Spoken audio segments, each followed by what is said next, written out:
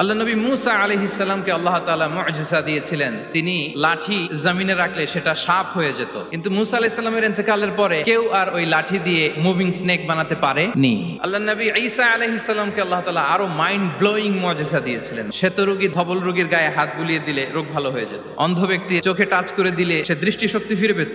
মৃত ব্যক্তিকে আল্লাহ নবী ঈসা আলাইহিস সালাম কুম বিইذনিল্লাহ বলার সাথে সাথে মৃত ব্যক্তি জীবিত হয়ে যেত। কিন্তু এই নবী আলাইহিস সালামদের বিদায় যখন ঘটেছে, সাথে সাথে তাদের মুআজিজারও বিদায় হয়েছে। কিন্তু বিশ্বনবী সাল্লাল্লাহু আলাইহি ওয়াসাল্লামের উপর নাজিল হওয়া এই মহাবিশ্বের মহাবিশ্বয় মহাগ্রন্থ আল কোরআন, আল্লাহ নবী ইন্তেকাল করেছেন, তিনি আমাদের থেকে বিদায় নিয়েছেন, কিন্তু কোরআন কি বিদায় নিয়েছে?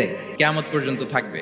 বিশ্বনবী সাল্লাল্লাহু আলাইহি ওয়াসাল্লাম একটা আয়াত যেভাবে পড়তেন আমরা ঠিক হুবহু ওইভাবে পড়ি। বিশ্বনবী সাল্লাল্লাহু আলাইহি ওয়াসাল্লাম একটা শব্দ ১৫০০ বছর আগে যেভাবে উচ্চারণ করতেন আমরা ঠিক ওইভাবে করি। এখানে অনেক কারীরা সুন্দর কণ্ঠে কোরআন তেলাওয়াত করেছে না? বিশ্বনবী সাল্লাল্লাহু আলাইহি ওয়াসাল্লাম যেমনটা করেছেন তারাও ঠিক তেমনটা করেছে। কিয়ামত পর্যন্ত অবিকৃত অবস্থায় কোরআনটা থাকবে। তাই কোরআনটা হচ্ছে, এজন্য আল্লাহ তাআলা যুগে যুগে নবীদের মাধ্যমে আসমানি কিতাব পাঠিয়েছেন।